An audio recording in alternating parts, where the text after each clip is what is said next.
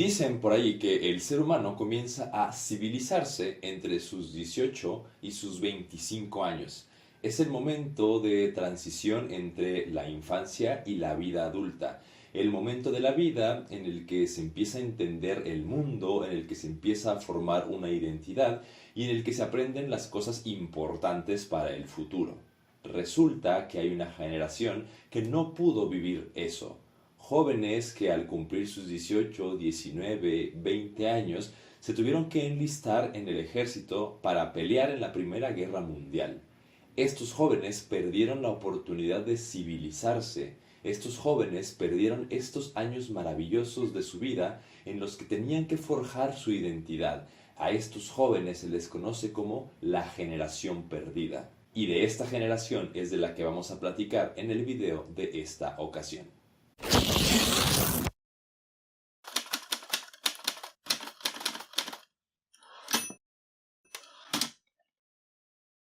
¿Qué onda, gente? ¿Cómo están? Me da muchísimo gusto saludarles. Yo soy Juan Francisco y les doy la bienvenida, como siempre, a su canal de confianza de libros y otros demonios. Este es el capítulo 3 de una miniserie de videos especiales en los que estoy analizando la influencia de las dos guerras mundiales dentro de la literatura. En el primer capítulo hablamos sobre la poesía de la Primera Guerra Mundial y los soldados que escribían poesía dentro de las trincheras. En el segundo capítulo, en el anterior, hablábamos sobre la literatura antibélica, esta oposición a las armas, y tomábamos como punto de referencia a Éric Maria Remarque y su libro Estrella sin novedad en el frente. Y en este tercer capítulo vamos a platicar sobre la generación perdida. ¿Quiénes son? ¿Cuáles son los principales referentes? ¿Cuáles son las características de esta generación? Son algunos de los temas que vamos a abordar en este video. Así es que sin más preámbulo, comencemos. Y de lo primero que te quiero platicar es de dónde surge el término generación perdida. Y para esto es importante ubicar a una escritora, Gertrude Stein, una escritora estadounidense que llevaba ya un tiempo viviendo en Francia. Y dice que en alguna ocasión estaba platicando con su mecánico y el mecánico se frustró porque su ayudante, un joven que había peleado en la guerra, no era capaz de seguir unas instrucciones básicas para arreglar un automóvil. Entonces el mecánico dice, esta generación perdida, fueron a la guerra y ahora no saben hacer nada. Gertrude comienza a platicar esta idea con otros de sus compañeros escritores, particularmente con Ernest Hemingway, quien posteriormente sería galardonado con el Premio Nobel de Literatura, y empiezan a decir que sí, es verdad, esta generación está perdida, nos sentimos perdidos en muchos sentidos. Ahorita, más adelante, quiero abordar sobre esto. Ahora bien, desde el punto de vista sociológico, una generación se define o se ubica en el espacio en el momento en el que llegan a la vida adulta. La generación perdida es este grupo de jóvenes, de adolescentes, que empiezan a ser adultos luchando dentro de la Primera Guerra Mundial. Entre sus 18 y sus 25 años se la pasan piloteando un avión, dirigiendo un hospital o cargando un fusil dentro de una trinchera en el frente. De modo que al término de la Primera Guerra Mundial, toda esta generación de jóvenes ha perdido muchísimas cosas. Ha perdido su experiencia de convertirse en adultos de la forma normal, común y corriente, como lo harían sus padres o como lo van a hacer sus hijos. Perdieron a amigos, perdieron a familiares, se perdieron a sí mismos. Entonces se van a dedicar de muchas formas a buscar eso que extraviaron. Ahora bien, desde un enfoque de la literatura, esta generación perdida cumple con unas características un poquito más específicas. De entrada, la mayoría de estos jóvenes eran estadounidenses. Ellos pelearon la guerra en su país y deciden después irse a Europa, confiando en que en Europa lograrán encontrar aquello que perdieron, lograrán encontrar sus años de juventud, su felicidad, su sentido, su razón de ser en la vida. Y ante esto es importante entender que Estados Unidos termina la Primera Guerra Mundial en una posición súper favorable, ¿sí? Él está del lado de los vencedores y además está geográficamente alejado de Europa, el epicentro de la guerra, que fue el lugar que más sufrió, ¿no?, los estragos de esta lucha. Entonces Estados Unidos termina vencedor y el mundo y el ambiente económico empieza a prosperar, ya que ellos pues resultaron victoriosos, resultaron vencedores. Entonces el dinero empieza a subir, empieza a ser un éxito, entramos a lo que se le conoce como los locos o los gloriosos o los maravillosos años 20 en comparación con Europa. Por lo que estos jóvenes que llegan de Estados Unidos a Europa, con que trajeran $100 en su cartera, podían darse ciertos lujos sin la necesidad de ser ricos. Entonces esta generación perdida empieza a quererse buscar en la extravagancia, en la fiesta, en el sexo, en la liberación, en las drogas, en la cultura, en el arte, inclusive en la música. Habrá algunas personas que podrán decir que esta generación perdida, mientras que se buscaba en los excesos, se volvió a perder. Yo diría que pudo encontrarse, pero se encontró en un elemento muy particular, y ese elemento es el jazz. Más adelante te quiero explicar más con detalle este punto, ¿no? Pero por el momento, a ver, ¿quiénes son algunos de los principales exponentes de la generación perdida? En su mayoría, como te digo, son estadounidenses. Y aquí podemos encontrar, por ejemplo, a Ernest Hemingway, a John Dos Passos, a Cummings, a John Steinbeck y al mismísimo Francis Scott Fitzgerald. Ahora sí, retomo el punto que dejé hace ratito de lado, que es el jazz. Yo considero que la generación perdida logra encontrar su esencia, logra encontrar su definición como generación dentro de el jazz. Seguramente ubicas al jazz, ¿no? Este género musical que se caracteriza por la improvisación, por la síncopa, por romper los esquemas tradicionales, ¿no? Hay muchos instrumentos, hay voces un poquito desgarradas, el característico swing, o sea, creo que has escuchado el jazz en más de alguna ocasión. Hay películas, hay discos, hay conceptos enteros que giran en torno al jazz. Pues bueno, también la generación perdida comenzó a girar en torno al jazz, no solo porque fuera la música que escuchaban y no solo porque apareciera como tema dentro de sus libros, sino porque también comenzó a afectar la forma, el contenido, el fondo de lo que escribían. Quiero tomar como punto de referencia este libro, El Gran Gatsby de Francis Scott Fitzgerald, un clásico de la literatura que ya va a cumplir 100 años de su publicación y a mí me gusta mucho. Ya he leído en más de alguna ocasión esta historia, me he aventado las películas y lo he analizado y estudiado desde diferentes enfoques. Y hoy te quiero presentar una comparativa entre este libro, que me parece que es uno de los máximos exponentes de la generación perdida, y el jazz, haciendo una símil entre las características tanto pues, de la música como de la literatura. Y quiero comenzar diciendo una de las características principales del jazz, y es cómo rompe el ritmo tradicional de la música.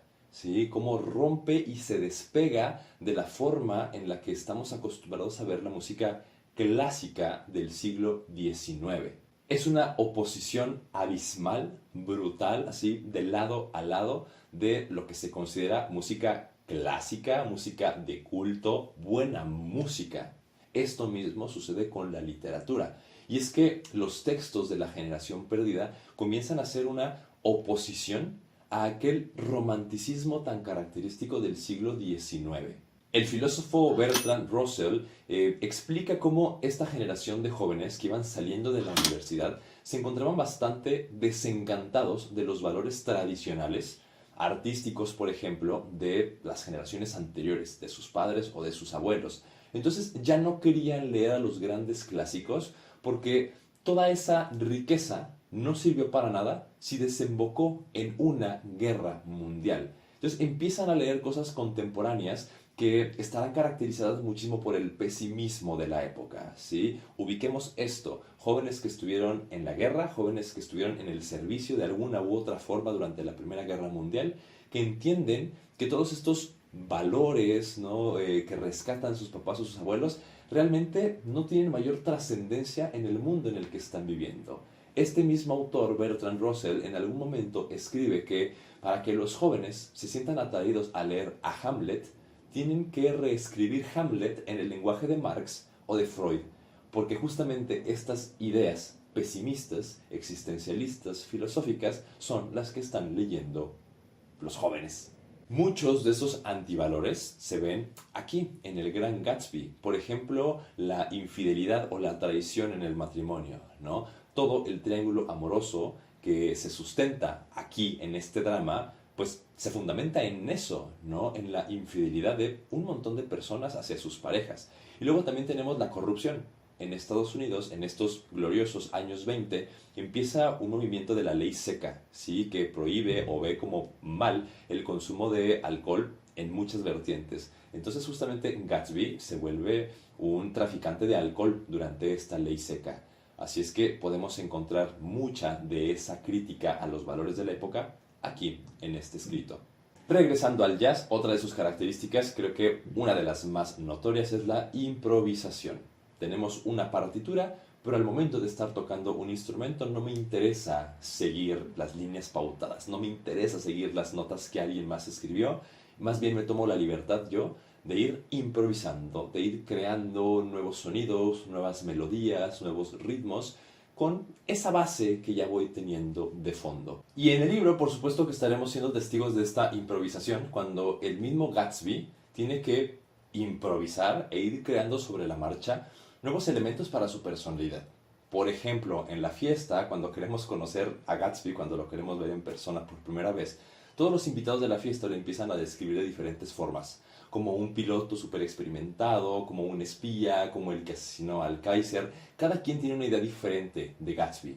Y no es porque no lo conozcan, sino porque Gatsby se ha encargado de ir creando estas diferentes personalidades sobre lo que realmente es. Este cambio tan constante en su personalidad se fundamenta en la búsqueda que tiene Gatsby de encontrar algo que le haga sentido, algo que verdaderamente le represente. Así como en el jazz, los músicos se encargan de improvisar hasta encontrar algo que les guste y algo que les represente, lo mismo sucede con la literatura. Los autores empiezan a escribir cosas hasta que encuentren algo con lo cual se puedan sentir identificados. Y Gatsby pues no es la excepción. Un tercer elemento que quiero rescatar del jazz es la estridencia, y es que tenemos una armonía súper cargada. Tenemos muchos instrumentos que están tocando mucho, muy fuerte y al mismo tiempo. Tenemos el piano por acá, tenemos la batería por allá, el saxofón, tenemos a la misma voz, ¿no? Que están cantando, están tocando, están sonando en sus diferentes momentos, y de repente suena un solo muy ruidoso, un solo muy estridente, un solo que rompe con lo que veníamos escuchando. Esa misma estridencia, ese mismo exceso estará reflejado en la literatura de la generación perdida. Creo que en el Gran Gatsby no hace falta mencionarlo, ¿no? Pero toda la historia tiene como imagen principal el exceso, el dinero, el hedonismo. La generación perdida va a buscar en el alcohol, en el placer, en el cigarro, en las drogas, en la música, este hedonismo, ¿sí? El poder encontrar el significado y el sentido de sus vidas a través del placer. Y un último elemento que quiero rescatar es el choque cultural que representa pues, este nuevo género, ¿no? Y es que las clases altas, las clases ricas, las familias de bien en los Estados Unidos y en otros países ven al jazz con malos ojos. Y es que consideran que es una música nada culta, una música que le pertenece a las clases bajas, una música que le pertenece a la población afrodescendiente, ¿no? Y es este choque cultural en el que se tienen que reinventar cosas, en el que dejan en entredicho la violencia, el racismo, el clasismo que existe dentro de la sociedad norteamericana. Sí, estaremos bañados en dinero, sí, estaremos más ricos que muchos otros países, pero a un nivel social tenemos muchas cosas que necesitamos trabajar. Y esta misma crítica social estará presente en todos los libros de la generación perdida. Una crítica hacia la guerra, una crítica hacia la riqueza, una crítica hacia la desigualdad, una crítica hacia el racismo. A lo mejor en el Gran Gatsby es difícil ver esta crítica, ¿no? Pero creo que en los excesos, en la burla que plantea el autor hacia la riqueza que existe, ahí está la crítica a la sociedad, ¿no? Nos da a entender que pues todo el dinero del mundo no basta para tener un final feliz. Todo el dinero del mundo no basta para encontrar el amor. Todo el dinero del mundo no basta para que tu vida tenga sentido. Entonces, de alguna u otra manera, Scott Fitzgerald como que logra criticar la sociedad de los gloriosos años 20 en los que nos estamos involucrando. Posteriormente, bueno, pues vendrá la Gran Depresión de 1929 y un declive de nueva cuenta hacia la sociedad, en un nivel económico y también en un nivel social. Esto nos traerá pues el auge de algunas ideologías políticas y sociales un poquito complicadas que obligarán a muchos autores a dejar sus países de origen y exiliarse en el extranjero. Y justamente sobre los escritores en el exilio y más puntualmente sobre El Principito vamos a hablar en el siguiente capítulo. Por el momento te invito a que me dejes acá abajo en la sección de los comentarios tus opiniones en torno a este tema. Traté de ser lo más claro, pero yo sé que siempre termino divagando un montón. Entonces déjame por acá abajito tus opiniones, tus preguntas, tus comentarios sobre este o los otros temas que estamos revisando en esta serie de videos. Y ya que estás por allá abajito, te invito pues a que le des like a este video si es que te ha gustado, que te suscribas al canal si todavía no lo estás y muy importante, que actives la campanita de notificaciones para que sepas el momento exacto en el que mi bello rostro perdido de sí mismo estará apareciendo en tus dispositivos. Muchísimas gracias por verme un video más. Yo soy Juan Francisco, esto es De Libros y Otros Demonios y nos veremos muy, pero muy prontito. Hasta entonces, chao.